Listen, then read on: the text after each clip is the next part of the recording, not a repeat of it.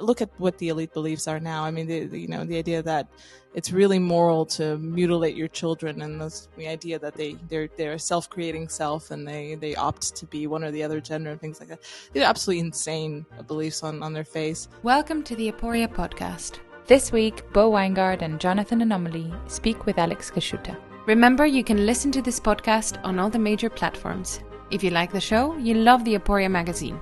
Find the link in the show notes, along with our Twitter and a link to the bonus questions we ask our guests. Okay. Wait, we have one written out? I don't have it. Professionalism. Oh man, it's so much easier to not be professional. Just take it from me. Just stick a standard intro on the show. Can we just start with Alex introducing herself? Mm-hmm. Okay. Well, that seems great. Alex, would you introduce yourself, please?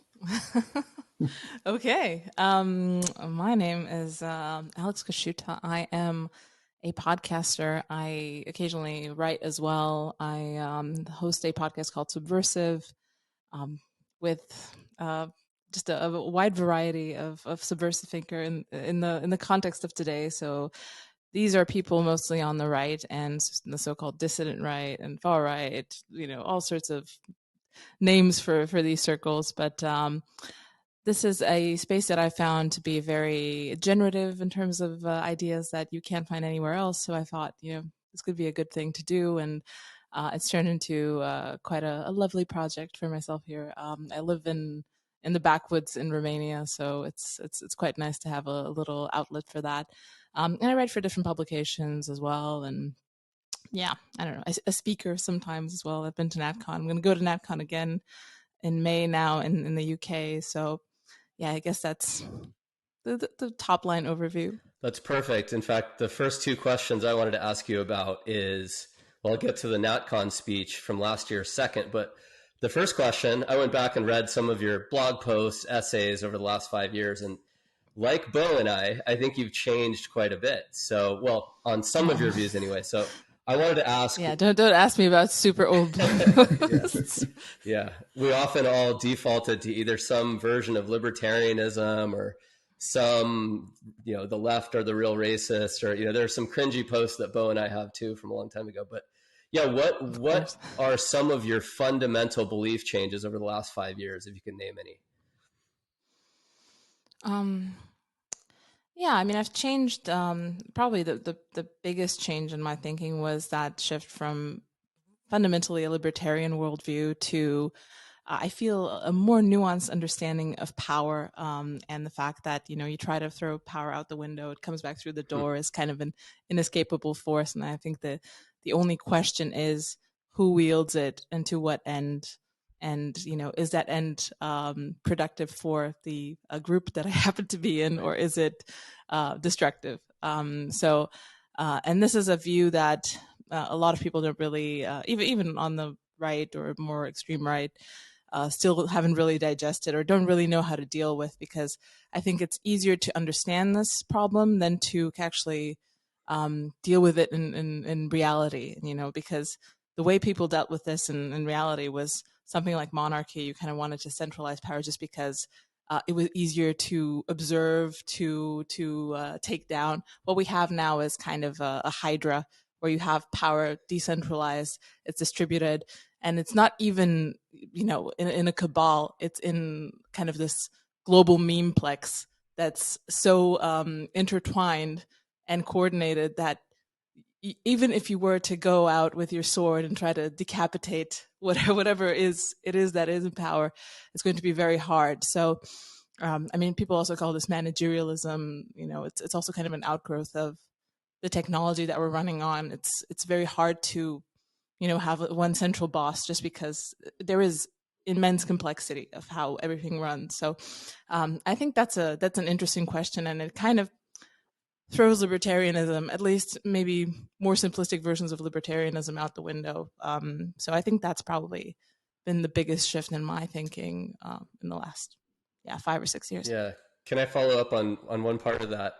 So a lot of us are thinking about alternatives to liberalism, and I know you're at the forefront of that. And And of course, how power is wielded, how it actually works. We're all kind of a little more realist now as we watch what's going on in the US and the UK and so on. But I wonder whether even a particular system, let's call it monarchy or some more traditional system, would work given the social norms of the time. So there's another parallel debate going on in our circles between whether sort of culture is downstream of politics and power, or vice versa, or both. Maybe they influence each other. And in the absence of radical cultural shift, might a monarch do even worse? Like you could imagine a woke monarch or something. So yeah, do you have any thoughts on that? Like, do we need this kind of coevolution of culture and politics, or do you think if the right people just capture politics, they can force the cultural shift?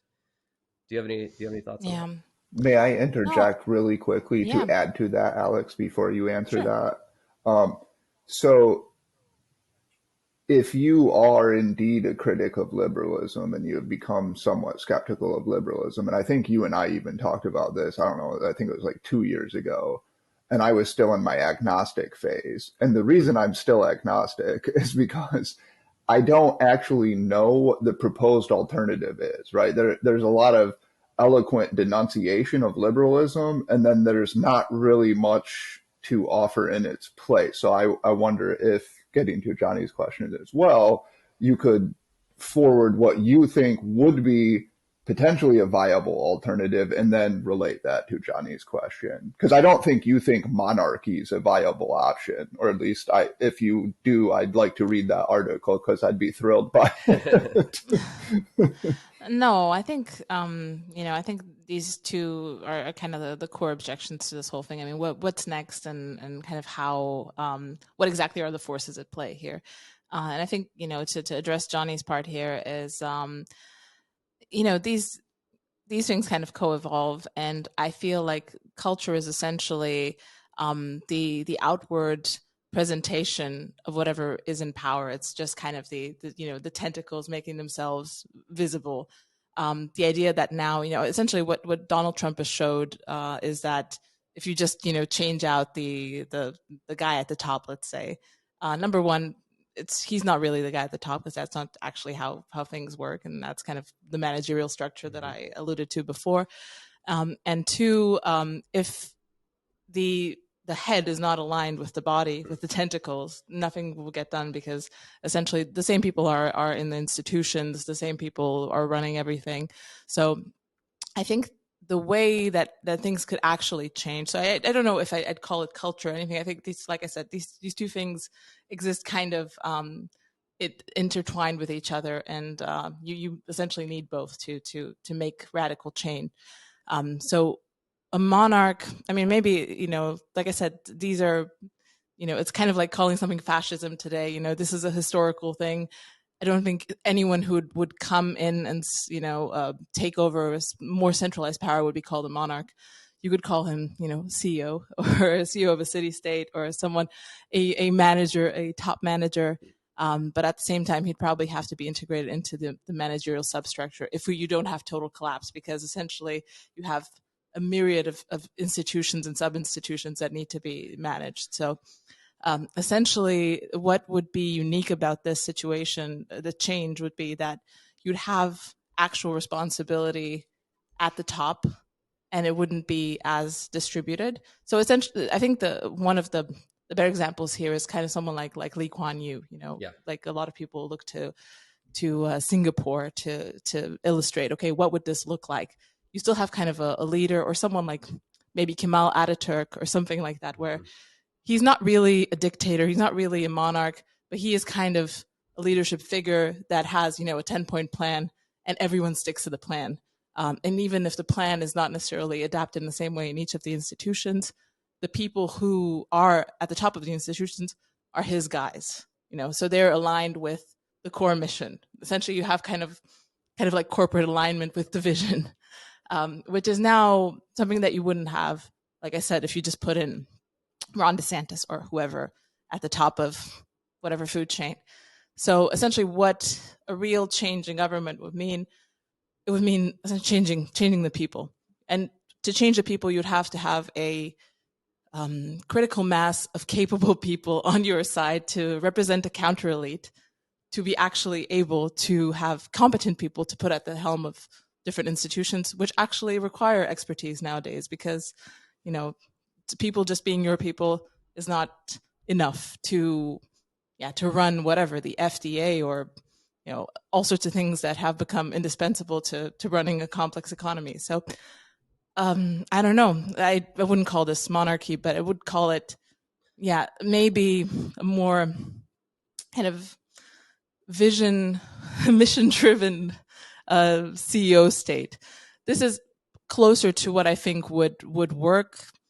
How this could happen. I mean, like I said, you kind of have to have the wave first. You kind of have to have this counterculture, this counter elite building, being sufficiently pissed off with the status quo and being sufficiently aligned to the 10-point plan of whoever is going to be at the top to actually make the change. But once that's cooked, I think it should be a relatively easy transition. But the 10-point plan, I think, is an important thing here, because that's kind of where you step away from liberalism. Because liberalism doesn't have a 10-point plan, except for the idea of tolerance, of, you know, of plurality, of all of these platitudes and things like that. Whereas the 10-point plan would be something a little bit more fixed, what it would be and what could make people align in such a way that they accept this, or they accept this more than whatever liberalism is selling at the time. Not sure exactly. We don't really have the Caesar figure to actually do this, but, you know, I think it's cooking. I think people will be dissatisfied with the status quo to a point that it wouldn't surprise me someone like this would show up. So isn't the terror in the scenario you just laid out, the liberal in me is horrified by this for this reason. 2028, Pete Buttigieg on a woker than you've ever seen 10-point agenda wins, takes power, and says, you know what, these post-liberals are right. Enough of this nonsense. So what's the strategy, or what's already in power? Pardon? His people are already in power. That's the direction things are trending in already. I mean, how is this worse than what you have now? It's an escalation of what you have now. Well, I could tell you in 2028, you'll have an escalation of what you have now, with or without. Right. So your response is basically, look, if you look at all these institutions, universities, etc. I mean, this is the drift. This has been the trend for decades, you know, arguably centuries, depending on who you ask. So right. And they already ignore the Constitution when it's convenient. So you can't just sort of say, well, what's going on now is at least they're constrained by X, Y, and Z. Well, not really. I mean, they're sort of. Yeah, I think this is the kind of I think the best argument for this type of vision, from my perspective. It just puts the cards on the table. Right. This stuff is already happening in the background. You know, liberalism is a very interesting system on its face, you know, the way it is presented, but the actual machinations of power are closer to what I presented before. Like, there are actual incentives for people in power to, to reward their clients, to retract patronage from people that they don't like. This is, you know, the how the sausage is made in politics has not changed since humans were on this planet. Liberalism just gives it a nicer veneer. There are, I would say, probably more checks and balances than there were in historical time, but at the same time, you know, power just flows in its ways. And unfortunately, it's more like Machiavelli than John Rawls. And that's what I think a lot of people in the post-liberal space have learned. Yeah, and I suppose whatever leader emerges from some process, call him a monarch, a CEO, or give him a less elevated title, their power is always constrained, as you suggested, by the power of elites and the ideology of elites. So, you know, monarchs lose their heads and CEOs lose their jobs if they're not only not pleasing their customers, but too far out of line with their patrons and the people just below them, you know, whether it's the guards of the palace or whatever other elites have some bit of power. So in a strange way, these supposed, you know, hierarchies where a monarch has absolute power, where in democracy it's completely diffused, that's always been a false dichotomy. Monarchs have never had absolute power. They always fear what the elites, what the Praetorian Guard, et cetera, might do to them. So I actually like this answer, that it just makes more plain who's in power and why, what's on the agenda. They can always hide some of what they're really up to. Plato actually advocated for them to hide it to some extent. But certainly that's what's already happening now. I would agree with that. Bo's a bit more skeptical. I want to ask you about the NatCon speech, but Bo, did you want to weigh in on that? Did you have another question on?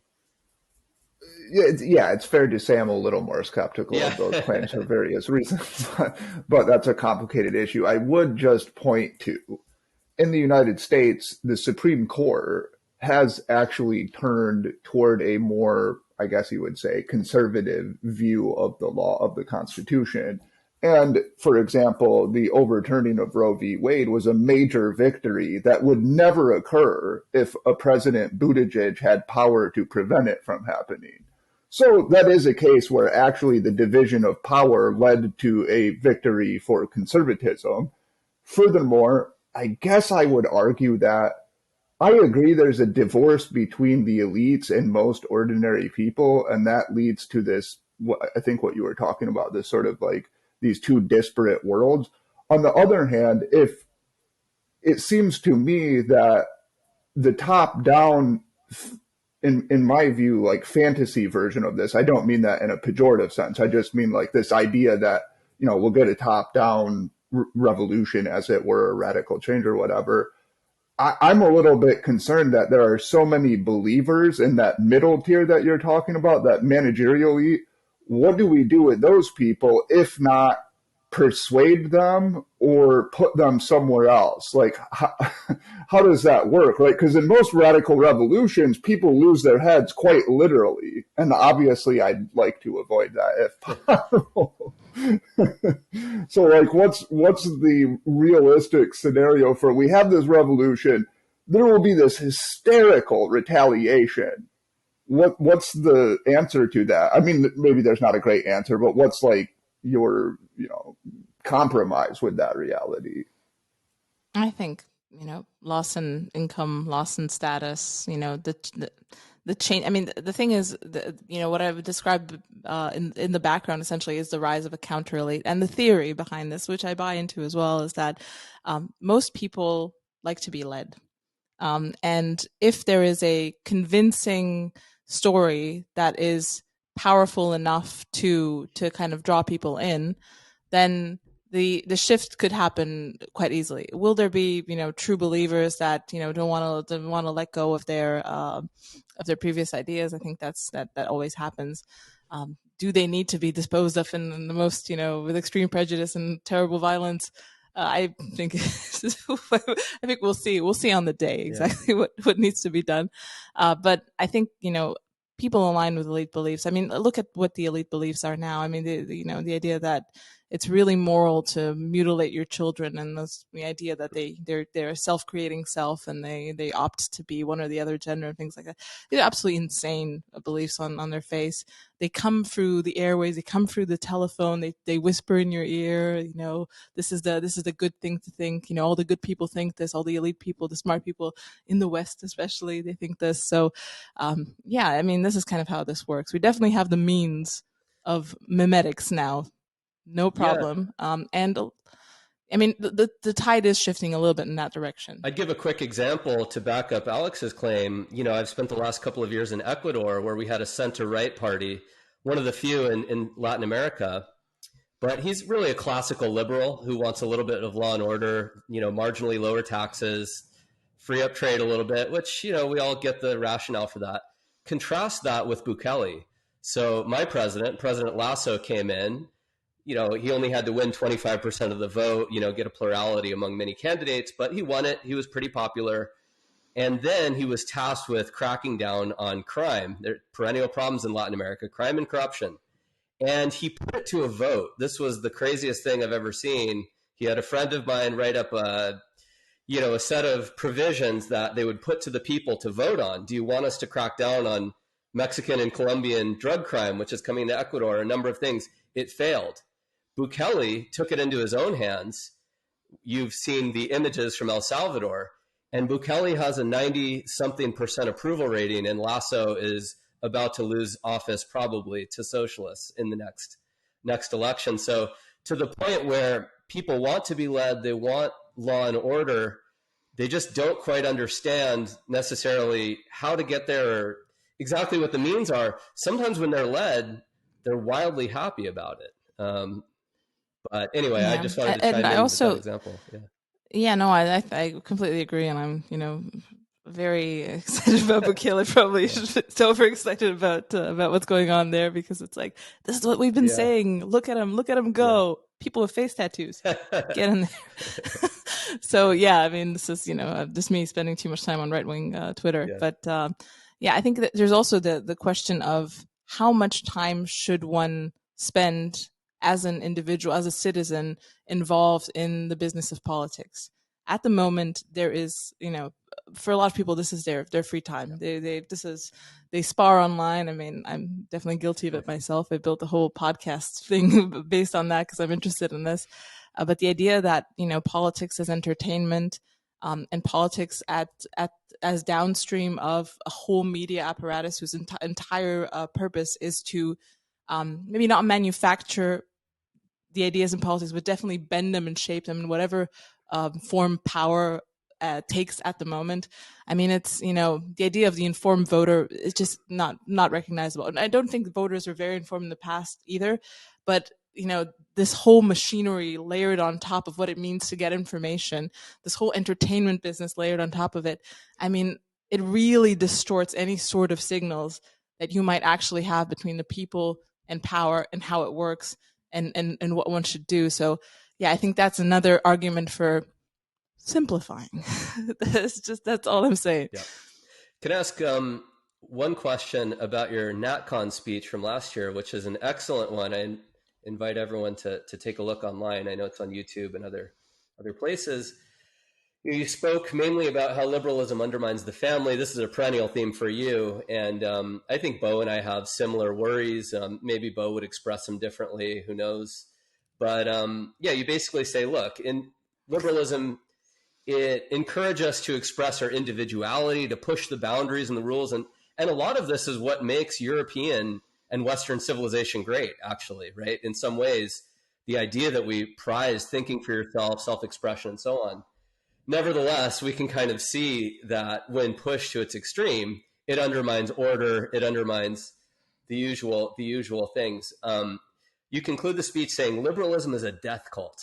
The rational individual loses because it cannot replicate itself. It is too busy finding itself, which I love. It's beautiful, but it's also a pretty stark statement. So my question for you on this is, and I suppose I should say that that statement comes at the end of a speech on, again, how liberalism has kind of undermined family norms and pronatal norms and this sort of thing in favor of a kind of state neutrality, right? Just go your own way, let your freak flag fly, and you conclude this. So my question for you is, like, has liberalism always been this way? Does it necessarily result in this, or is this just a moment in time for liberalism?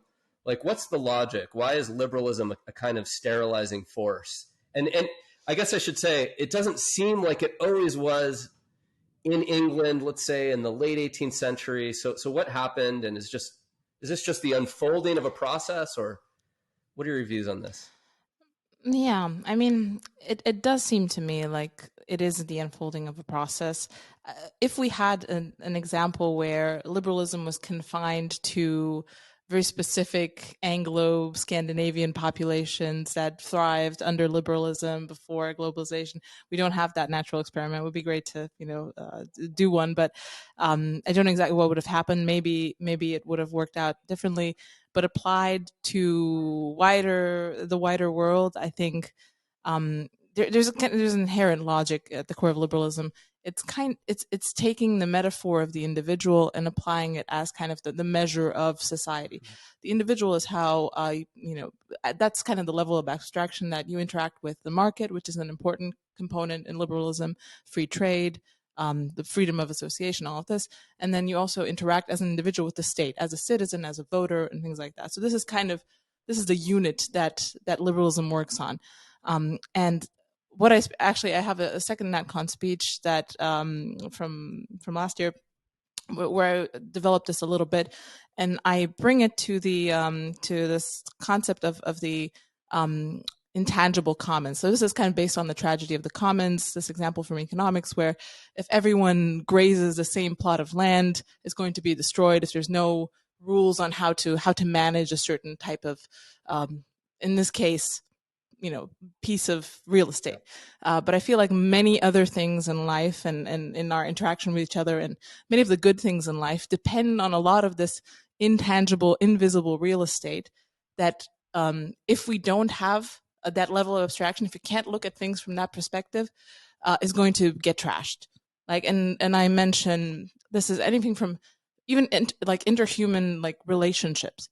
Back in the day, you had all sorts of institutions, from matchmaking, from little gatherings at the church, little things that you would do in your community that were essential, like just in summum, were how you would find people to be friends with, to get married, to have children with. These people spoke the same language, they had the same religion, they had the same views on life. It was really easy to kind of fit in with this group. Nowadays, the liberal individual has all sorts of degrees of freedom.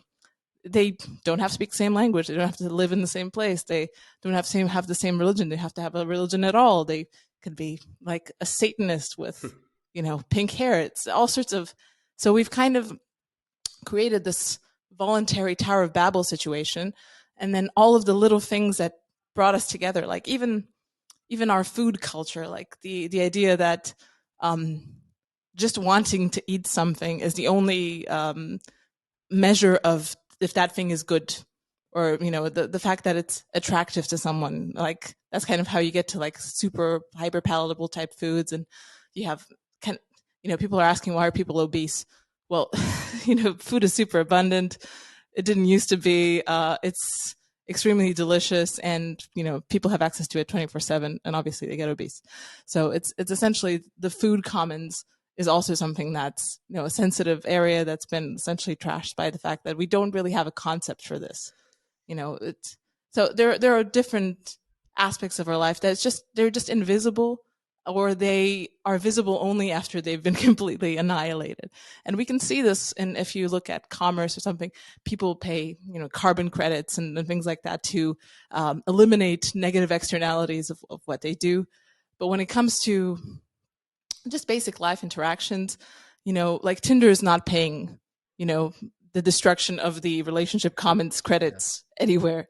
Not necessarily that should be the mechanism by which they atone for their problems, but just observing that there is a problem and that it's downstream from things that we just took to be, okay, this is just another tool in the toolbox. But every tool that we add in the toolbox has externalities.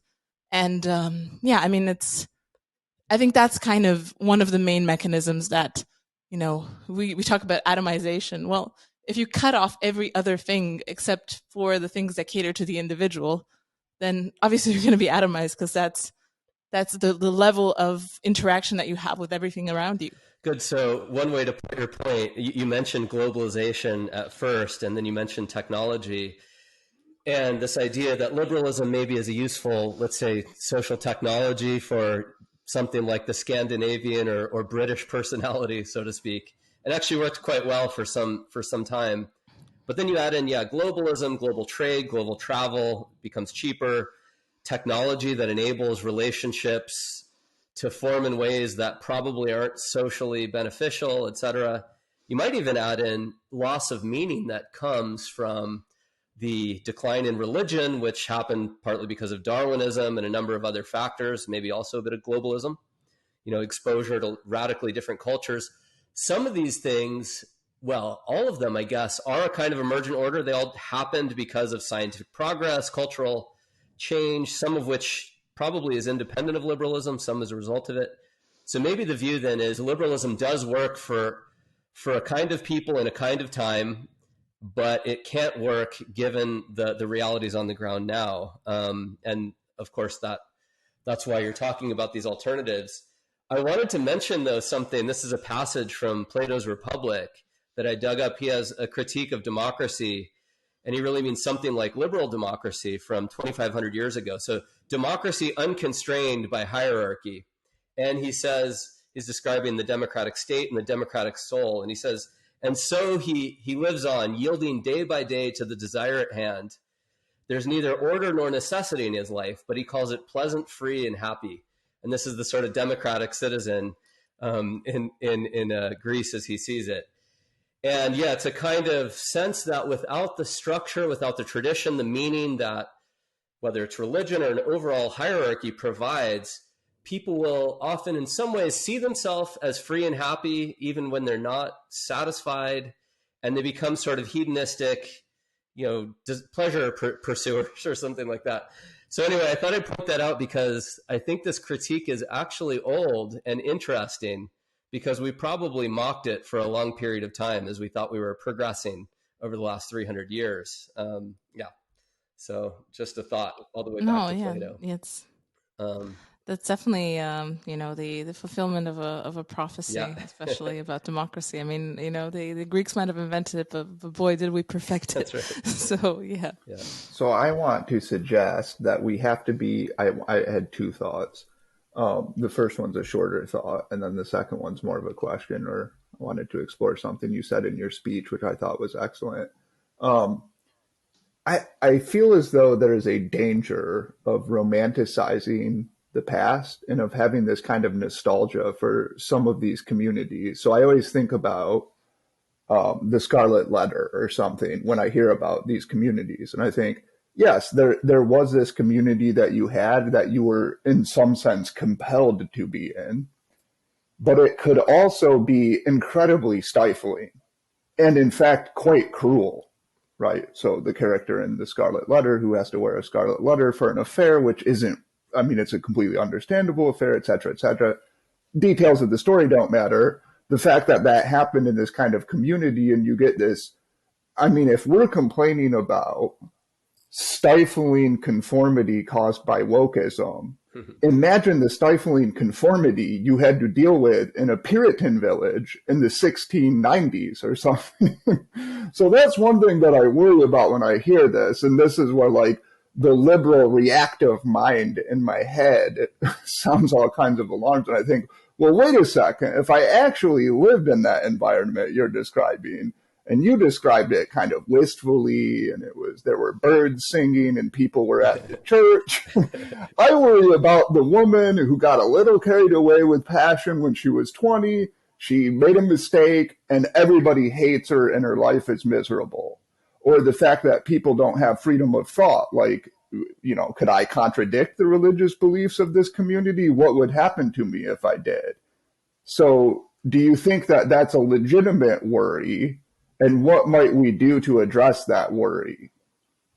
Yeah, of course. I mean, I feel like a lot of times when people criticize things like this, it's for some reason it's very hard for humans to relate to spectrums of to kind of say, okay, there are I really think that there are values on both extremes of the spectrum. And I just feel like the problem here is calibration. Because if you have absolutely no transcendent order that you relate to, you essentially fall into the extremes that we're currently sliding into. I mean, we're not at the end of the world, obviously. We're not. There's no famine. But I can see how taken to an extreme, especially in terms of just birth rate, like malaise, just mental illness, all sorts of things that are starting to become bigger and bigger phenomena. It feels like we've overshot the mark there. So, I mean, obviously, I don't think the Puritan village is an ideal. It might be an ideal in some ways, in the sense that a lot of the good stuff that was present there we have lost now, and some things are worthy of emulation. Is it a model for anything that it doesn't fit on top of any sort of kind of current social technology either? So a lot of things that they did back then just were a response to the conditions that they were in. They needed to be very close knit because they were battling the elements and the Indians and all sorts of other issues that they had. And nowadays, I think the real challenge is to develop new social technologies that include some of the values that we've lost.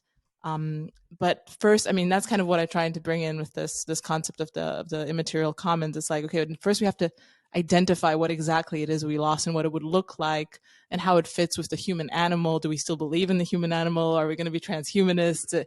There's all sorts of ideas about what the good life should be. And the question's still out. And I think, I think, we can draw inspiration from the past, but yeah, there's a lot of stuff that relates to the past, even our recent past, that I wouldn't like to emulate at all. I mean, come from Eastern Europe, we can leave a lot of this stuff in the past. Right. So I think that's an excellent point answer. So the second point, which I think is more interesting in some sense, because that's kind of a cheap shot, which you handled quite well. but the second point, which I think, as I read your speech, I thought it was like the crux of the speech, which is liberalism espouses freedom as the ultimate value, essentially freedom, liberation, autonomy. And you make this point, and it's something with which I've wrestled, and of course a lot of people have wrestled, which is, what about the freedom to commit to unfreedom in some sense? That is to say, the freedom to commit to a commitment device, which means you're not free. So I'll just take a concrete case that we can dig into more. So let's say marriage. So marriage is a commitment device. The easier it is to leave a marriage, the less the commitment device works, But the more the commitment device works, the less freedom you have in some sense. It's kind of a paradox, and it's a difficult thing with which to wrestle. And I've heard Patrick Deneen talk about this. Now, when he talks to conservatives, he's much more eloquent and persuasive, I think. But when he talks to people such as Ezra Klein, he kind of blanks at this, because I know what he wants to say is it should be really, really hard to leave a marriage. I want it to be harder because that would make it a better commitment device. But he kind of doesn't want to say that because he knows what the liberal retort will be, which, is all like, what if you're in a bad marriage? What if it's making you less happy, et cetera, et cetera. So you think right now we're too far on we don't have the freedom to commit to a commitment device. Is that a correct reading of that speech? And could you elaborate on that? Exactly. I think that's it. And I feel like we don't have enough freedom to commit to the commitment device. We don't have enough availability of potential commitment devices around us. I think, there's also kind of a, the fewer people are doing something, the fewer people will be able to do it. And these are precious things that people used to do until, 5 minutes ago in historical time. So, even the concept of marriage, the idea that this would be something to aspire to is now a bit out the window. I mean, it's having a resurgence, but at the same time, it's just not fashionable. It's like, it's just a piece of paper. That's kind of what people think about marriage nowadays. So yeah, I think that's one thing. And I think there's, the idea that you have this kind of inclusion exclusion type dynamic that seems to be at the core of all of this, because if you have institutions that you want to preserve and they have certain parameters, like, I don't know, a boys club or whatever, the Boy Scouts or things like that, which are traditional and are a certain way for a certain reason, because that fits human nature and fits, I don't know, male development or male interest and things like that.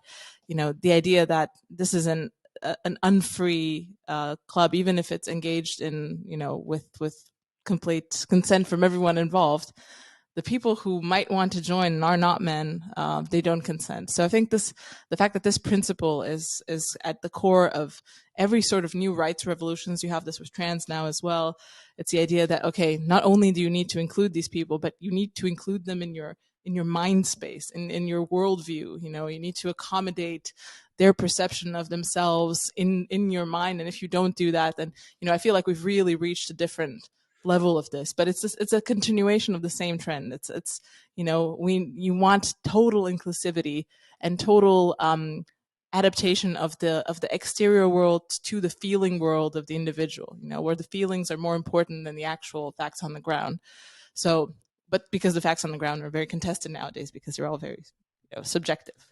So I think that's kind of what needs to be resisted, and this shift, I feel, has happened because there has not been a core transcendent set of, okay, this is the good life. This is what we believe to be true about the human animal.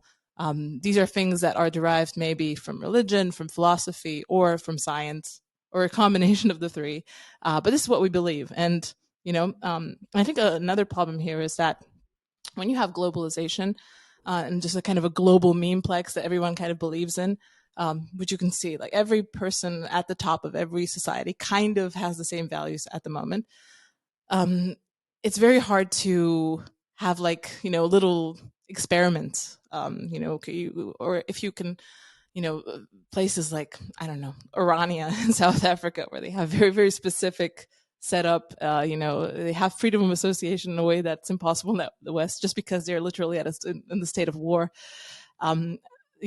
These are very rare and far between. And I think that maybe this is something that could happen in like 50 or 100 years, where because, you need to have different societies who have different, 10-point plans, different transcendent visions, that you have kind of a splitting back into something like nation states, which won't necessarily be aligned by ethnicity, but they will be aligned by commitment to whatever, transcendent order that they want to commit themselves to.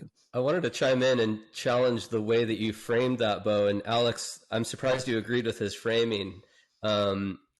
Because Bo said the problem seems to be the freedom to commitment devices, to commit to commitment. So in other words, these so-called Ulysses contracts. But I take it your response really is that actually freedom is overvalued. In other words, some of these commitment devices should probably be imposed, not necessarily as laws, maybe laws, but as visions that the society shares.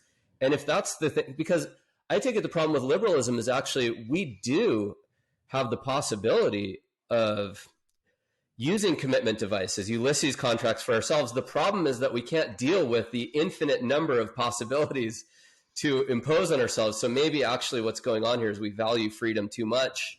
We should value social order more or something. Am I wrong about that, or what do you think? May I answer my point really quickly, Okay. And then Alex? Yeah. Sure. So what I meant to say was that if you enter into a marriage, so like you can imagine the extreme of one society in which divorce is literally illegal, any divorce for any reason. Yeah. The question would be, should you have the freedom to commit to that commitment, which is essentially a freedom of sacrificing your freedom for the next 50 years. I guess that's what I was getting at. And I think an important part of this, which is what Alex was talking about with the comments here, is if somebody gets divorced next door to me, that actually literally affects my marriage. So the libertarian says, who cares what people do with their lives?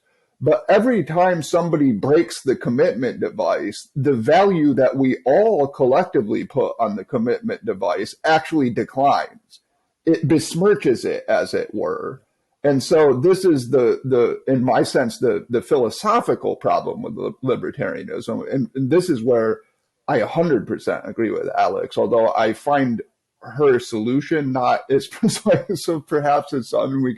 I'm open to arguments, but that's how I read that speech, at least, Alex. Is that getting at what you were attempting to say, or am I reading that correctly? No, I think you read it really well, and I feel like your framing is one way of looking at it for sure. I think that the one of the bigger problems here is that a lot of this stuff is popular and uncontested because it is more favorable to people who thrive in conditions where they'd like more freedom, they like more degrees of self creation, and these people tend to be high in intelligence, conscientiousness, so-called elite.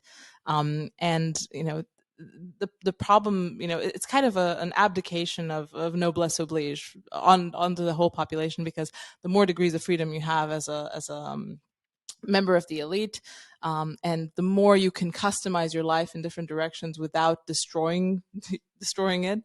And then you also propagate these memes to kind of the so-called lower orders, people who just cannot control their lives and would really benefit from having guardrails or a pattern or some form of, maybe a little bit of a paternalistic guidance of what to do and what not to do, and to, have laws enforced and things like that. Things are become very unpopular. It really is a dereliction of duties that are not recognized as duties anymore. And yeah, I think that's an important thing, besides just the fact that this stuff really has an intrinsic value, like just the idea that you have a high status order that people look up to and that they want to emulate. And now the idea is that no, you need to self-create. Well, what if I've got very low conscientiousness and an IQ of 85? What do I mean, how do I self-create? How's this going to happen? And also, I mean, this is a theme of, I read your blogs and you talk about somewheres and anywheres, which comes from Goodacre. But another thing you talk about is the sort of fallacy of the self-creating self. And this is something I think the Dean talked about. How does that relate to what you're saying? So do you think, for example, that elites, even though I think you and I both, and Jonny probably as well, we all probably agree there's no such thing as a metaphysically self-creating self. But I think what you're saying and what you would contend is that people with more self-control and more intelligence are better able to thrive in a relatively libertarian environment. Is that what you're saying? Am I hearing that correctly? Yes, I think so. I mean, that's kind of what you see right now. I mean, it's a hollowing out of the middle and a complete dereliction of the lower classes, where it's essentially it's also tied into how our technological and institutional world works. I mean, you have like a few winners and essentially a lot of people at the bottom, and you can see this in dating, you can see this even in our food culture. I mean, it seems to be like, you have an obese underclass and people who are kind of pudgy, and then you have people who look like they do Ironmans, because they actually do, because that's that's a status marker. So that's kind of what all of these if you apply libertarianism to our current social situation, that's kind of what you get. And I feel like that's suboptimal, and I feel like that's something that we could work at, because the people who are average or below average are not morally inferior because they can't resist the onslaught of memes and temptations and just like limbic traps that are just like thrown at them because there's a market for it. The market needs it. Nobody needs a Twinkie, believe me.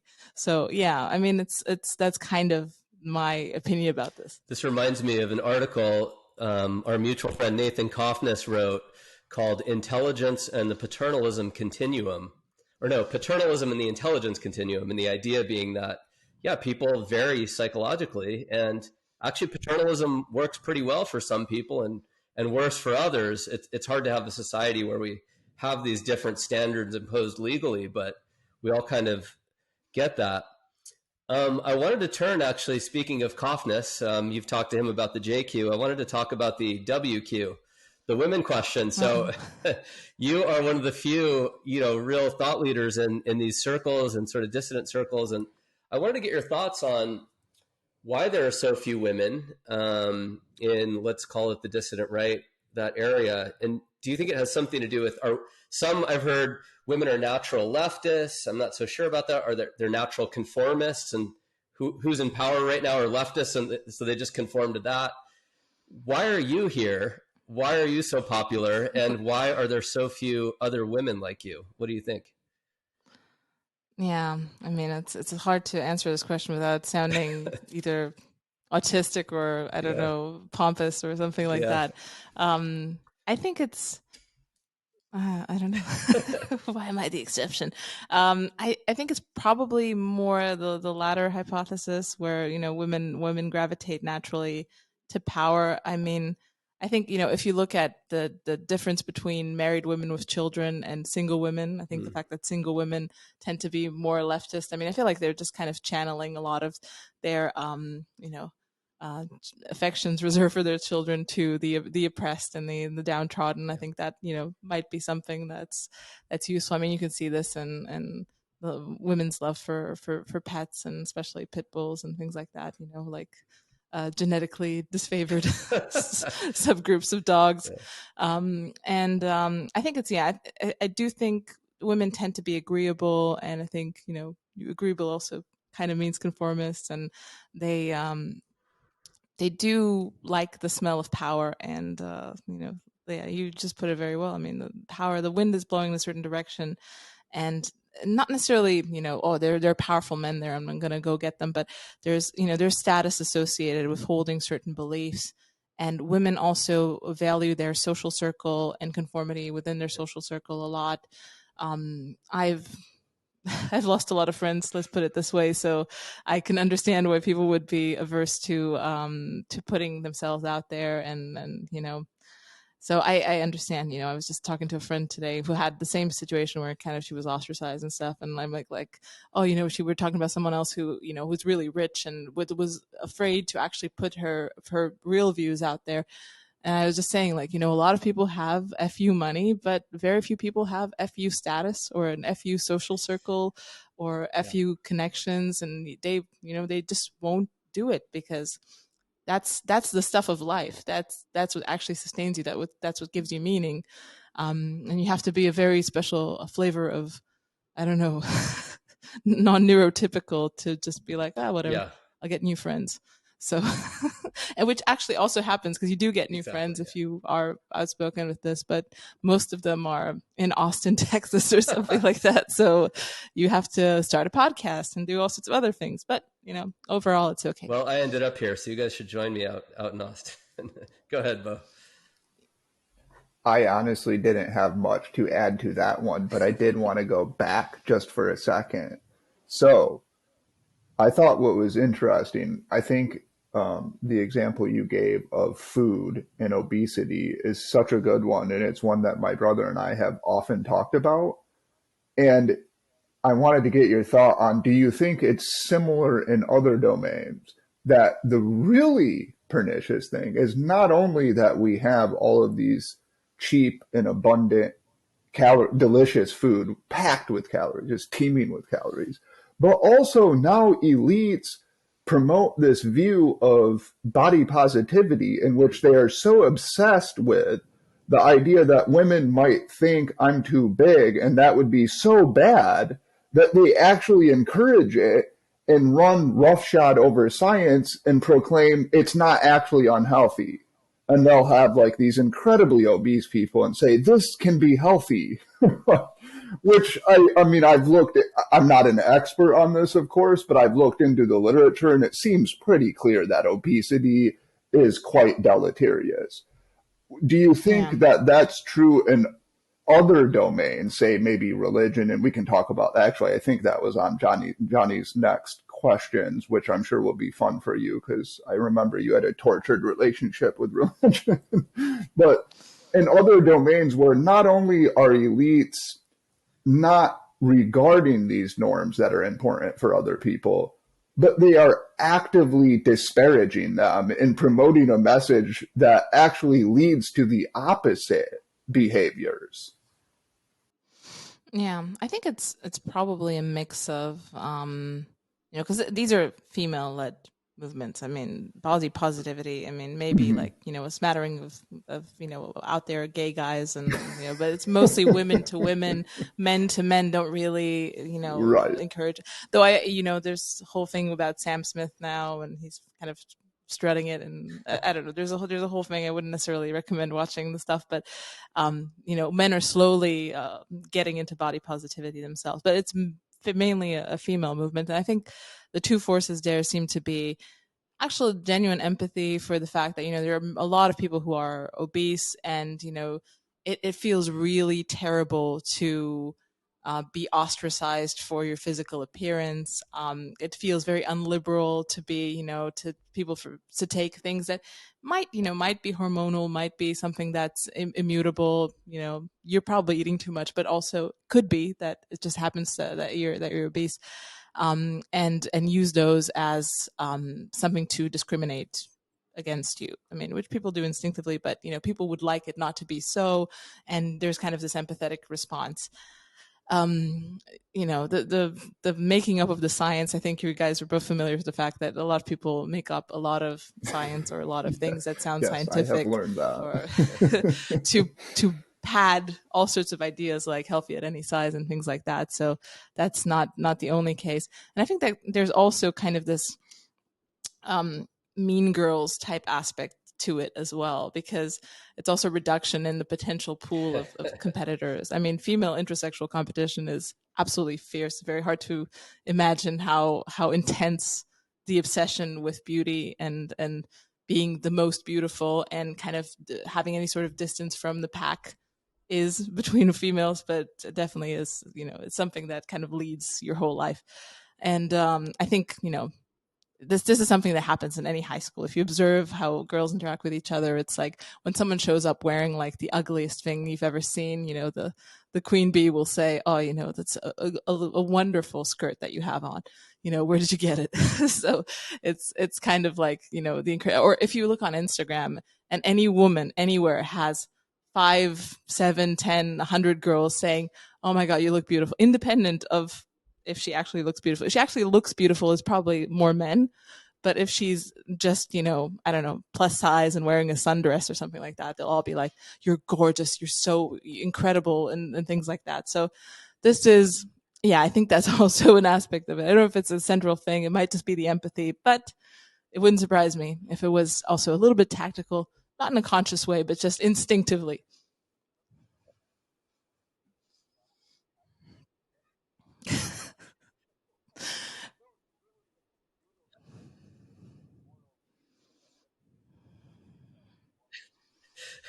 Exactly. I mean, it's not even in, I really think this is just like deeply felt female thing that I don't think the women are like, yeah, you know, Right. tenting their fingers. I'm being Machiavellian right now. It's like, I should just, you know, I should just write to her that she looks beautiful. You Yeah. know, it's like she's brave to be out there, you know, you know.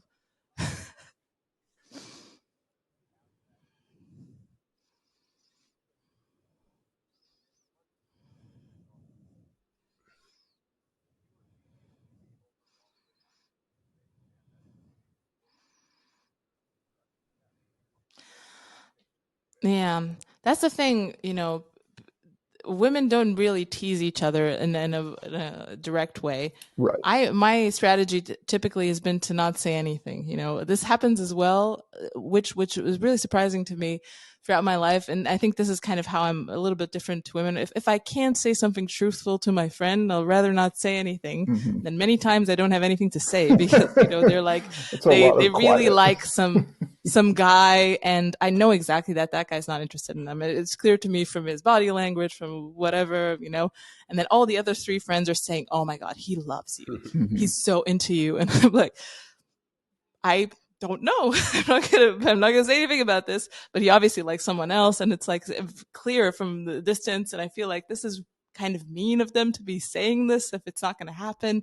But she hasn't had a date in a while, so they're trying to kind of maybe, you know, empathetically bolster her self-esteem by telling her, oh, you know, I'm sure he's really into you. And that's where my toolkit of feminine communication skills completely breaks down. And I just try to change the subject to something that's more, I don't know, more talkable. Don't you But don't yeah, it's, you think that it's like I've been trying to think this through. I'm sure other people have thought of this too, but if you have an idea here, or just what you think of this, what is perceived as there's sort of like a nice school teacher fallacy in which the school teacher is like, I'm going to give you an A because that would be nice right now. But if you give somebody who doesn't deserve an A over and over again, in the long run, that's actually incredibly cruel. Because when that person gets to the next grade or the next challenge and gets absolutely obliterated, he or she will not have been prepared for it precisely because of the indulgence of that person. And I think there's a lot of that in this like modern, what I wouldn't even call it liberalism, because I think when I think classical liberalism, I think of it as a much more masculine political philosophy. I would call it this more flabby, effete progressivism in which you have to say something nice about everything, but that's actually really mean. Like if you tell, for example, I know I'll get in trouble for this, but if you tell like a trans person that they're unattractive, I'm not saying I would do this because I don't think we should personalize it. But if the person were my friend, I think you probably should. But people think that that's really cruel. But it's like, what's more cruel? Lying to them and then letting them go out and everybody thinks that? You know what I mean? I don't know what the solution to this is, but yeah, I mean, it's essentially kind of the popularization of female, interaction norms. Because I feel like it's also kind of like a game theory of how you socially interact, and women with men interact in a certain way, men with men interact a certain way, but male typical patterns cannot be adopted by women. They're seen as extremely, aggressive. They would mess up the dynamic between women, because the dynamic between women is very agreeable. If there is conflict, it's always under the surface. It's done through gossip, reputation destruction. It's always done off the scene. You're not actually sparring on the object level. It's always some eunuch at the Ottoman court type stuff. But this type of interaction does translate to men. I mean, men can start to do this. And I think that the addition of the internet and the fact that you have a lot of text-based, a lot of, video, kind of, you remove the physical interaction, I think leads men to be more female typical as well. Add to the fact that, there's a lot of women in these spaces. So people do default to the more kind of agreeable norm anyway. So I think that's an issue that's kind of, pervasive now. And it's really hard to reignite male typical patterns of interaction without male typical spaces, which you're not supposed to have anymore. I like your combination of game theoretic thinking and self-deception, because I've always thought of, to take the opposite of obesity, let's take anorexia, simple prisoner's dilemma between, let's say, sorority sisters. I'm a pound lighter than you, and you keep going until everyone's anorexic and you're all laughing at each other. It's not attractive to men, actually. Never has been, but it's a way of exercising direct control over other women. So it's a simple prisoner's dilemma. Maybe there's some self-deception of this really is attractive when in reality it's not. But I love the opposite analysis. So the obesity norms, you've got this genuine, it's pathological empathy, but genuine empathy. But then there's some self-deception thrown in there where it's like, instead of a prisoner's dilemma, this is a game of chicken where if I convince them, and I'm not thinking this, but the reality is if I convince them obesity is great, well, I maintain my fitness. There's a set of winners that take all, and then there are these losers. But in reality, you're telling yourself this is genuine empathy and kindness. It's a really fascinating game, because in some ways it's more evil than the prisoner's dilemma that is anorexia, because you're actually benefiting from this alleged empathy that you're putting out in the world. But anyway, exactly, and you might not even know it. Exactly. It really is. And there's also an interesting thing where people really negate agency for people that they see as victims, like absolutely completely zero agency for them. They're always victims of their circumstances, victims of their genes, victims of this and that.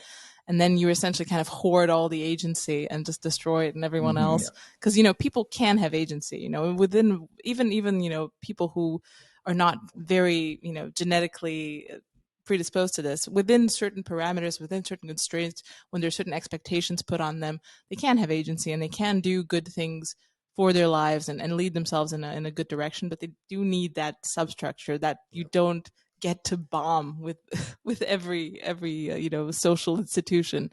So I think it's it's really destructive in many ways. So this leads to my next question. You mentioned genes a couple times in the last two sentences. Bo and I guess have gotten in trouble, to say the least, for discussing the implications of gene culture coevolution and that sort of thing. So genes and cultures co-evolve. So do, cultures and religions. And this takes us to the next question. Bo and I have, I think, as long as we've been, alive, practically have been either atheist or agnostic. Not proud of it at all. I guess I was proud as a teenager. I thought it was cool, reading Nietzsche or whatever. But I think Bo and I are both much friendlier to religion now, and I know you are too. But my worry is, so I wanted to ask you about your religious beliefs and where you stand and what you think the role of religion is in a healthy society. But I wanted to preface it by saying, one worry I have, and that is when you think about the idea that, well, religions are one kind of institution and they co-evolve with culture, just like politics and culture kind of co-evolve. My question is, where are you on the religion question? Do you think it's true? Do you think it's useful? And do you worry that in the current culture that religion might get hijacked by wokeism the same way politics has? And so is religion good in itself? Does it depend on the specific religion? What are your views here? An excellent set of questions. Essentially the core of the problem. Definitely yes on the useful. That's for sure. I think we can all agree on that. Is it true? Definitely true in the Petersonian sense of kind of pragmatically true, which I guess means that it is useful. Am I religious? I am kind of on a path to reintegrate myself somehow into the Catholicism of my ancestors, because I come from a German Polish stock, so both very Catholic on both sides. It's a bit challenging for me just because essentially Catholicism is a Hungarian business here in my region. Everything's in Hungarian, mass is in Hungarian. I mean, I could go and, just, go with the flow and, accept the fact that, if it was Latin mass, I'd probably understand a little bit more, but not a lot. So, but it is a bit hard to integrate in the community because a lot of people here literally just speak Hungarian. They, that's kind of the, even if you want to then integrate and go do the events and stuff like that, I would have to learn Hungarian. And it's just painfully complicated to learn Hungarian. It's one of the most complicated languages on earth. So, that's just my practical constraints here. So I'm on my way, but yeah, it's hard in a way because I've yet to have, I don't know, revelation or an epiphany, I guess that's what you call it at a personal level. But yeah, I mean, I'm definitely much more interested in religion than I used to be. I'm much more open to a lot of the stuff that I would have dismissed out of hand, like even like more supernatural phenomena and things like that. Just, kind of going with the flow a little bit. Maybe it makes me a bit more new age, but it's kind of like letting my pores be a bit more open than they used to be to inputs like this. So let me push you a bit on that. You are a high agency person. I'll just say that on your behalf, the kind that you described, that liberalism works well for high agency people, et cetera. I take it religion in a complicated world like ours, where you've got a whole menu from which you could sample, a kind of market for religion. High agency people can select accordingly. And, I'm in Austin, Texas right now. And, you've got the BLM signs and the pride flags and literal transgender, dancing and things like in the churches. And you might think, well, that's not the kind of religion that's healthy for a pronatal society, right? But maybe, I don't know, Eastern Orthodox is or Catholicism is. Do you worry, so from the true question and from personalizing it to you to the useful question, I mean, do you worry that religion might get co-opted as it has during the George Floyd days of 2020, where you saw religions leading the crusade against traditional society, kissing the feet of Black people, apologizing for their white privilege? Is this a real worry? Of course. Yeah, I mean... Yeah, no, absolutely. I mean, I think one of the biggest arguments against Catholicism is the church itself. Right. I mean, just look at, what actually goes on, Vatican II, all sorts of, now there's all sorts of revelations about all the cover-ups, lavender mafia. I mean, it's like, if you're someone who's maybe on the right and wants to go into religion because it will, provide a certain, more traditional substructure, the fact that you're essentially signing up to a gay cabal is maybe not what you were actually wanting to, to put your name to. So yeah, I think that's a huge problem. And it's, obviously not just Catholicism. I mean, what you're describing is mostly American evangelicalism, all sorts of, pretty much Protestantism's been co-opted in any way. So yeah, I think in the same way that the the changing of the guards of the counter elite will have to happen at multiple levels of society. I think it is starting to happen in the church as well. I mean, there are a little nuclei of Latin mass, more traditional rites. People going towards Eastern Orthodoxy has become very popular just because they're less co-opted. So I think the incentive structure is starting to change a little bit into the direction of more traditional religion. Right. But yeah, this is all still at the beginning, and it's still like the preference cascade hasn't happened in a big way Right. yet, but it could, just because the the degeneracy in the main church is just so impressive. So yeah, we'll just I'll have to wait and see. May I present what I think might be a bigger obstacle to this view? Sure. And this is related to all of our torturous relationships with religion, although yours seems to have become warmer, which is this. Well, I am a lady, so I'm predisposed to this. If the metaphysics of a particular creed are erroneous ultimately, and I think they are, and I think Jonny thinks they are, and I don't know what you think, to be clear, but if they are wrong, or if they're not like literally true, or they're only mythically true, how can one defend those while criticizing other views about, say, transgender ideology for being wrong? Like if the main issue with, say, a transgender ideology is it's wrong, couldn't somebody just say, okay, well, it's a useful myth just as religion is, and you're going to church, so why not adopt this myth too? Yeah, no, I think that's relevant criticism here. I think every sort of memeplex is good enough in a way for your purposes. I think religion especially is kind of a very intimate type of relationship that you have to this. I mean, just thinking about the religion of my grandmother, very religious. She wanted to be a nun for a long time. And she had kind of a bit of a, folk religion mixed in with superstition, mixed in with, a certain knowledge. She was really obsessed with the saints. She was reading like a book, The Lives of Saints. She knew everything about that. That wasn't, core canon. Even it's very controversial if saints should even be admired in that way and revered. So yeah, she had kind of her own little, in a way, cherry pick type of religious situation that she dedicated her life to, and she was really, it was a good enough memeplex for her. And I feel like at a personal level, that's kind of what I strive to do. I mean, I don't know exactly how you would defend ultimately, perfectly, rationally, something that's very much faith-based. It's like, if the metaphysics are wrong, I mean, yeah, I think, if you believe the metaphysics are wrong, that's not your memeplex. You need to find one where you can actually believe that the metaphysics are right. But the metaphysics in themselves are something that, there's always a leap of faith somewhere in there. Maybe for you, the idea of saying, okay, the memeplex of Christianity is something that there are too many leaps of faith, and you say, okay, this is bullshit. But you obviously have some form of metaphysics in that you believe, or at least is sufficiently clear. And some people say energies or whatever, have some new age view of things. I don't know if you're an energy guy. I definitely do not say that. But there's something that undergirds your view of the world. I accept your premise in that I think we all have intuitive metaphysics. I mean, I live in a world of agents and meaning and beauty and ugliness, etc. Intellectually, I tend to be basically a nihilist, unfortunately.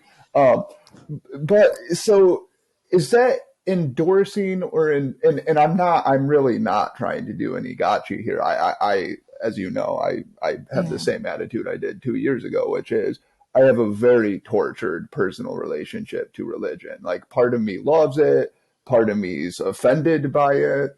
But is that endorsing a kind of pragmatism?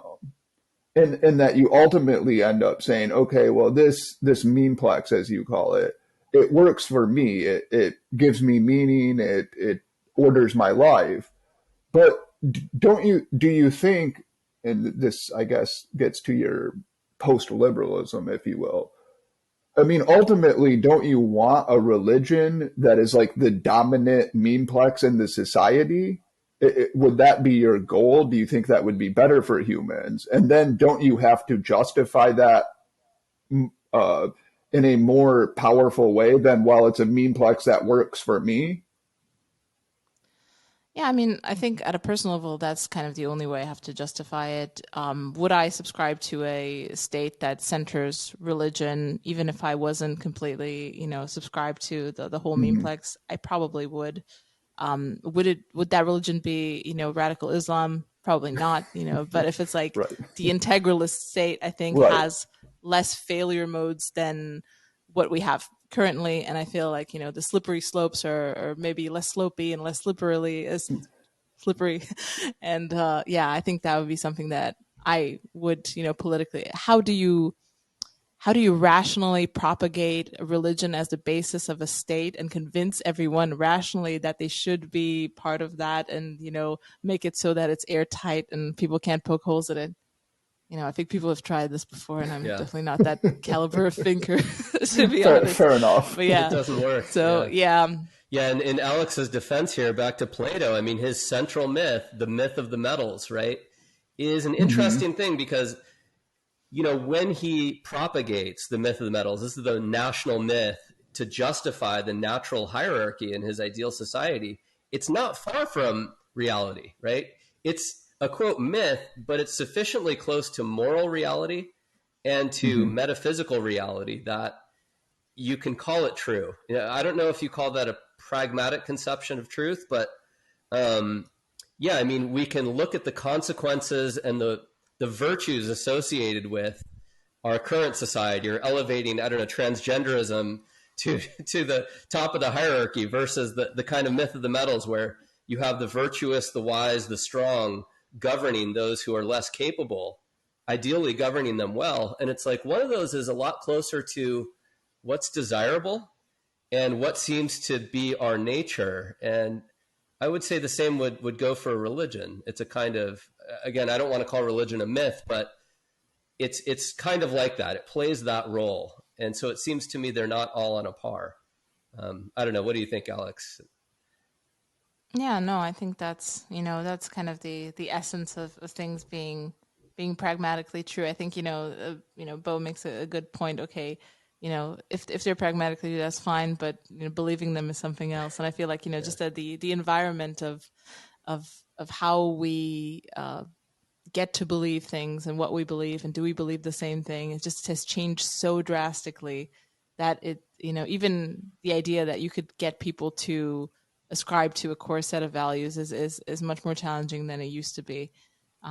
Yeah, I think that it really will depend what the future looks like in terms of material reality. I mean, if things deteriorate because of the issues that we know so well in current society, if AI I don't know, does something Mm-hmm. radical, then we might invent more pragmatic myths just because we will have to stick together, because a lot of these myths essentially were social technology for us to find ways to navigate nature and each other together and do it well. And they've kind of, like you said, co-evolved with different cultures and serve their needs. Yeah. We don't really have needs now. It seems, the food comes from the courier, the shelter is warm, the lights are on, this is pretty good. But when the lights are out and there's, the shelter's getting cold and no one's ringing the doorbell with your Deliveroo or whatever, things might devolve into, and I obviously don't want that, but maybe there's kind of a middle ground. Yeah, but yeah, it's how to get there. Obviously, this is a great question. So we're going to give the final three questions in a minute here, but I just wanted just a quick follow-up on what you just said. AI is in the news a lot lately, and Elon Musk in particular, but others talking about it. And, I think an underrated fear associated with AI is actually that it will hijack our political psychology, our evolved psychology, and create the equivalent of myths that make us either vote or act in certain directions better than any, advertising firm can. AI turning us into paper clips or whatever the other hypothetical fears are, and I know that's supposed to be a metaphor from Nick Bostrom for other worries, but it seems to me, the really big worry is actually just psychological manipulation. And it might not be for its own ends. It may be for the ends of certain people, whether it be those who run Google or the Democratic Party or the Republican Party, any party, or a religion. How do we maximize the number, quality, and adherent of our adherents, right? And this seems to me a real worry, right? Religion's going to be competing against these pseudo religions invented by AI. Do you have any thoughts on that? Yeah, I think the interesting and the most scary part of what AI reveals is about the issues that we're already facing, in the sense that, we have this centralized system. We have like this multi-layered managerial intertwined global economic political system, absolutely fragile. And the fact that you just throw this extremely powerful wild card into the mix, we essentially have, occasional boom and bust cycles because people really don't actually understand what's going on in the financial markets. There's no one person who actually gets what's going on. There's no coordinating principle. Everything's just kind of feeding off each other. And then you have AI and you say, okay, I'm just going to feed this new absolutely complex input, which is essentially a whole, multi-layered hydra in itself that even its designers don't exactly understand, in terms of how it works. I mean, as a principle, they understand, but the actual individual responses, there's no path to them. So I think it's absolutely insane. And I feel like just the levels at which you could have, catastrophic failure are just, we already have so many. I mean, I remember my husband was reading this sci-fi book about an EMP or, I don't know, solar flare or something like that. And it was kind of, describing the aftermath of that. And he was kind of describing it to me. And I have enough problems. I really don't want to be thinking about an EMP right now. And there were like, people eating their neighbors' children and stuff like that. I was like, okay, thank you so much. Don't need to know about this. But yeah, I mean, just the fact that we don't have, those kind of essentially core classical liberal, natural experiments of areas where people can congregate and, have, their libertarian views of doing things in a different way. We don't have that anymore. Everything's just so integrated. And that's kind of the most scary aspect of AI. It's just another click down the ratchet, a really big one, but we've been on this road up until this point. This is just, another huge input into the chaos machine. And what's going to come out, I don't know, but there have been a few things that have not been very good lately. So, I can imagine some bad directions it could go in. Thanks. Well, Bo, do you want to ask the final questions? This has been a great combo. These are the bonus questions, as it were. Yes. Okay. Now, if you want to hear our guests' answers to the bonus questions that we ask, then you need to become a paid supporter. And you can do that over on our Substack page for just $6.99 a month or $69.99 a year. I promise you it's well worth it. Supporters also get early access to the podcast and to our special filmed conversations, which go up over on the main channel somewhere over there or down below. The link is always down below. And of course, if you liked this, then you will love our online magazine. And you can check that out by clicking the link down below. And if you are so inclined, you can find the links to our Twitter and TikTok. Thank you for watching, and we'll see you in the next one. My argument here is that never assume that you're always going to be outside the circle of losers, because this stuff, A/B testing is refining this stuff very, very precisely and to your particular psychometric profile, and they're going to get you with something. The fact that he could express himself so beautifully in a foreign language and create pretty much what I think is one of the best novels ever written. It's just it's really it's flabbergasting. It really speaks to his character. Oh, finally, and this is my favorite question. What is your basest, most controversial opinion? This is behind a paywall, but we want to get people into the paywall, so really let loose. Oh, man.